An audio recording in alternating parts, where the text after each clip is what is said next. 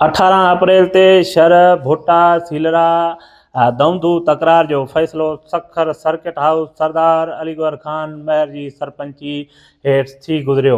उन फ़ैसिले जी फ़तवा रुकिजी वई हुई। उन फ़ैसिले जी फ़तवा रुकिजी वञण जा सबब कुझु बिरादरियुनि पारां क़त्ल मञण खां इनकार कयो वियो हुयो ऐं कुझु बिरादरियुनि पारां चयो वियो हो त जेके माण्हू पुलिस ड्रोन हमलनि ज़रिए मारिया विया आहिनि उन्हनि जा जेके एरिज़ा आहिनि उहे फ़ैसिले में रखिया वञनि। उन करे फ़ैसिले जी फ़तवा मुलतवी थी वई हुई ऐं अहिड़ो इतलाह ॿुधी सभिनी धुरियुनि जे चहिरे ते मायूसी पिणु छाइजी वई हुई। नाज़रीन खे ब्रेकिंग न्यूज़ सां आगाह कंदा हलूं त शर सीलरा भोटा दौंदू तकरार जी रुकियल फ़तवा सुभाणे 9 वॻे सखर सर्किट हाउस ॿुधाई वेंदी। अहिड़ो इतलाह पिणु सरदार शहरयार खान शर जे पीए पारां ॾिनो वियो आहे ऐं ॿुधायो वियो आहे त सरदार शहरयार खान खे फ़ैसिले में वेठल अमीरनि मशीरनि ऐं बिरादरी जे चङनि समेत सुभाणे जेको सखर सर्किट हाउस 9 वॻे पहुचण लाइ पाबंद पिणु कयो वियो आहे।